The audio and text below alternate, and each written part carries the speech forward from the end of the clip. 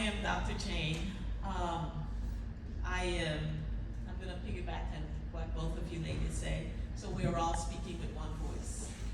We did not talk to each other about what we're going to say, but we're literally speaking with one voice, which is nice. I know that is the way God intended it to be, right? So I'm a cognitive psychologist. What that means is that I study brain anatomy, brain development, how we process information, and what that means for us, and how brain development shows up in our lives, right? Janine talked about the last major brain development that occurs between 18 to 24. That is a life-altering season for your children. And parents a lot of times do not realize how life-altering it is. Because when you think about yourselves and you think about your friends, when they make the most mistakes, it is between 18 and 24. Why? Because at 18 years old, policy says you're an adult at 18. But they lie to you. That is a lie straight from the pit of hell.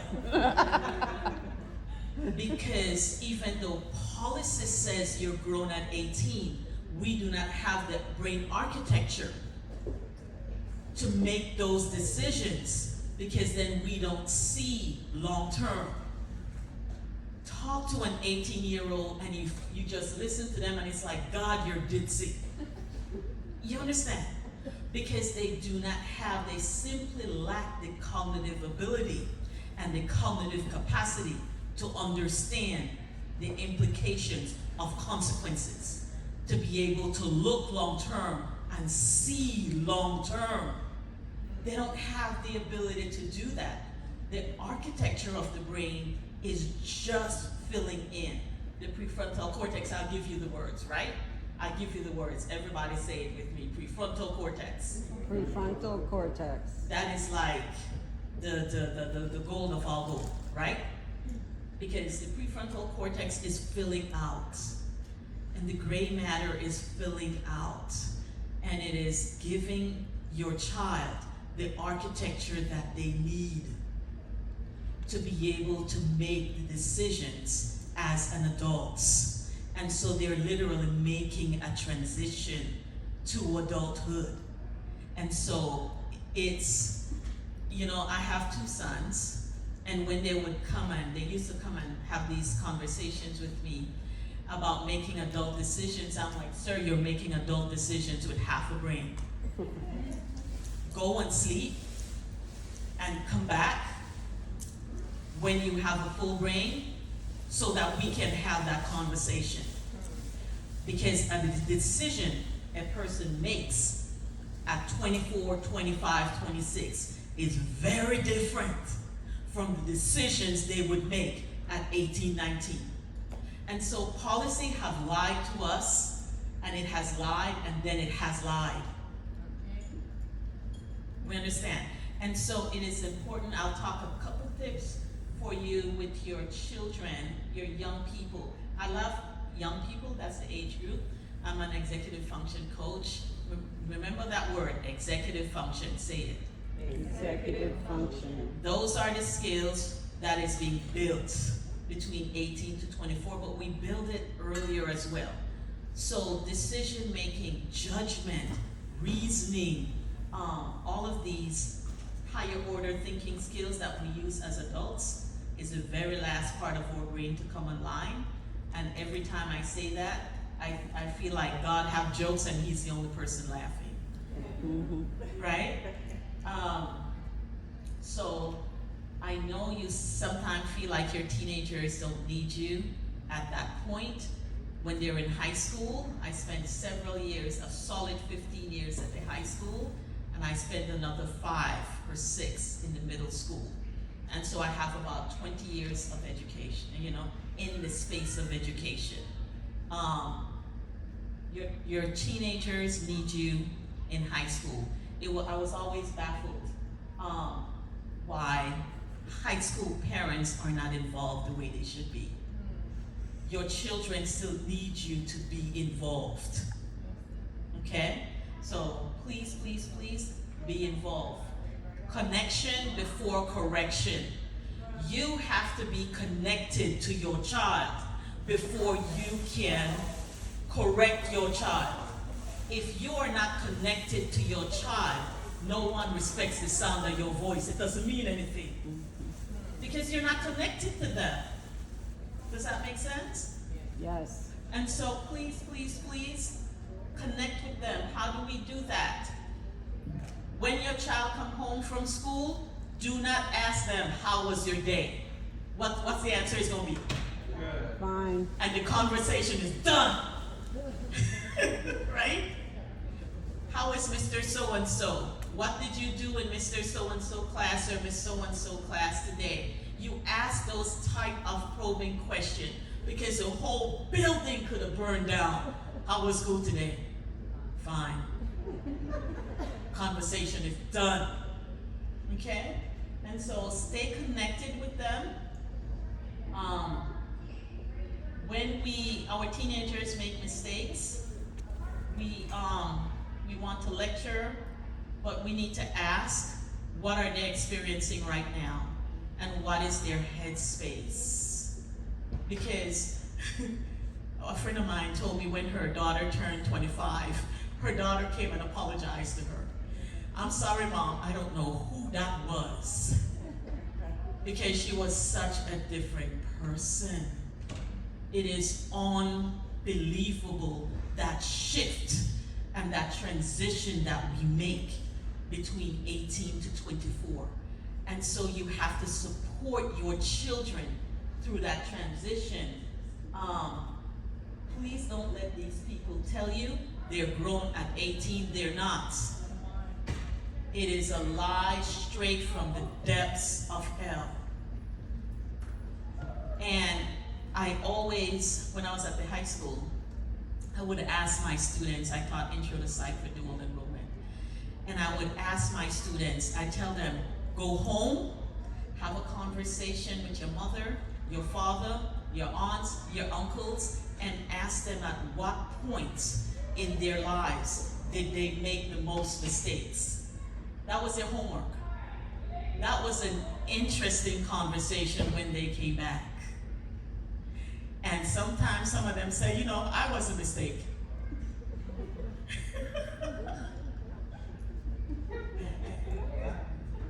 I'm like, okay, I'm sorry, but you're here now, right?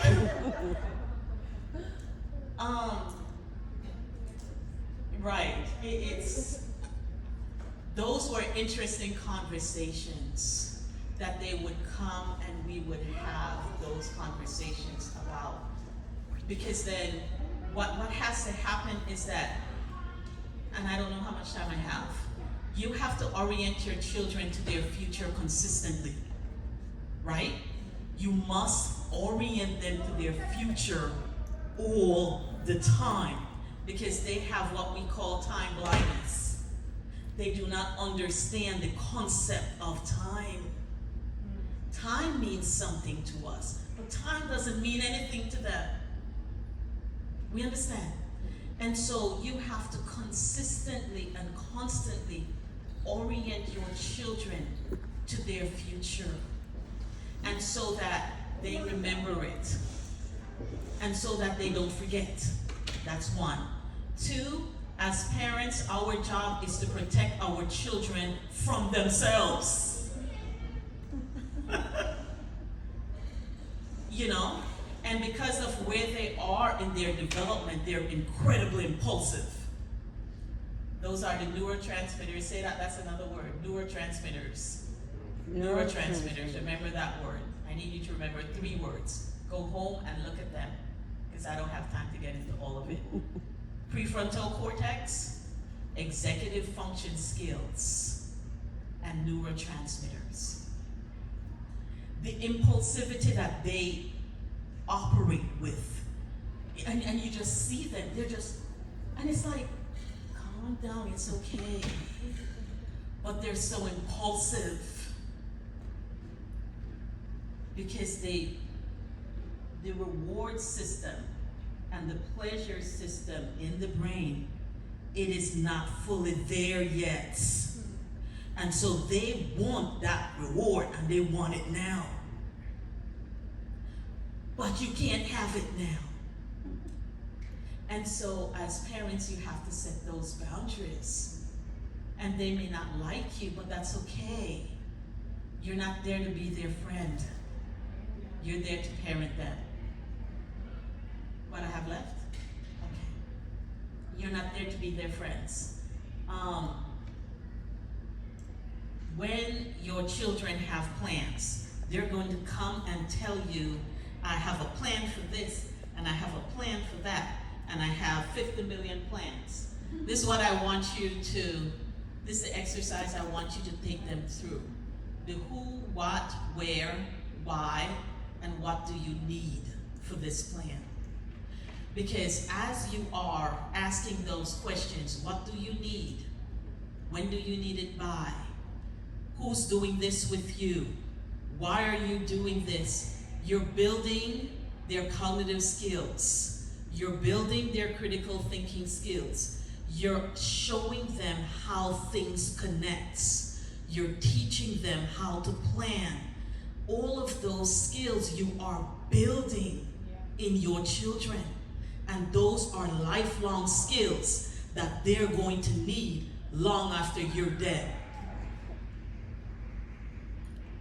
They're so essential to our lives, you know? And so they come and they tell you this wonderful plan. Please make sure who, when, where, what, why, how. Always ask those questions, because then as they have to answer it to you, they hear themselves talking. And they hear themselves answering, and you're forcing them to think about what they're, do you hear the words that's coming out my mouth? Mm-hmm. You are forcing them to think about the words that's coming out of their mouth. And so you don't plan for them. You ask those questions, and you ask those questions, and you don't think for them. Because the time is going to come when you will not be able to think for them, and they will have to think for themselves. And you know, what I used to tell my students and I tell my sons, you will have some fool come and tell you something, they don't believe it, but they expect you to believe it. Right? But if they have the skills to think about these things, they'll be fine. But if you didn't build the skills as parents in your children, they will have problems. Your grandchildren will have problems, because it's absolutely generational.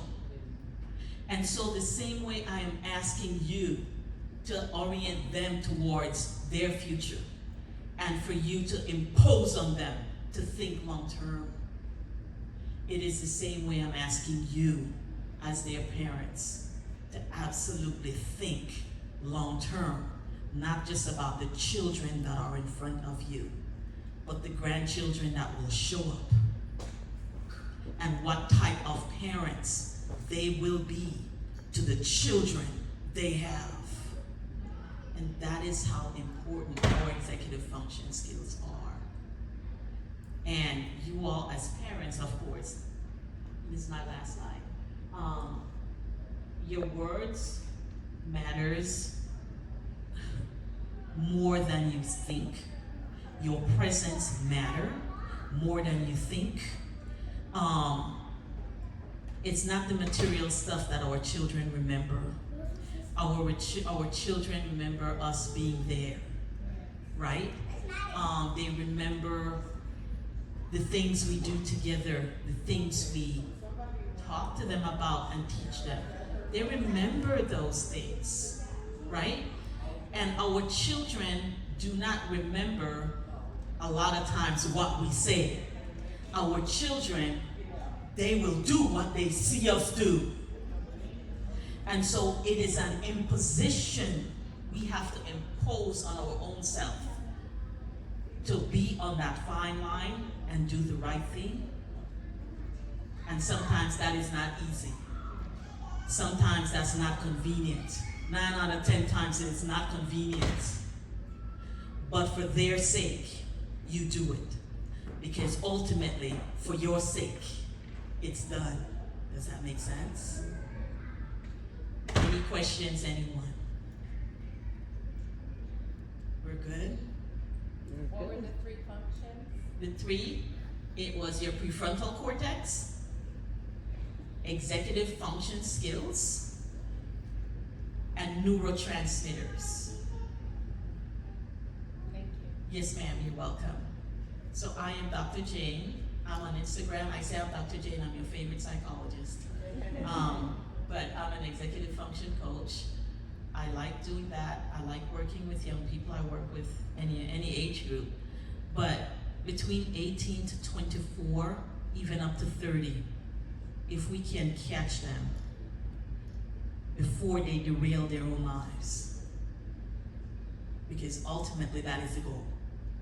We catch them before they derail their lives. And so that when they have a fully formed brain, they can be off and running, and they're not dealing with all of these mistakes that they have to clean up, and that you as a household must clean up, because now you're dealing with the mess. We understand? Mm-hmm. We're dealing with the mess. And now it's not just your mess, it's their mess. And dependent on how much of a mess it is the grandchildren's mess. And we're looking at things that transmit time and transmit generations. Okay? Any questions for me, anyone? Thank you, everybody. Thank you.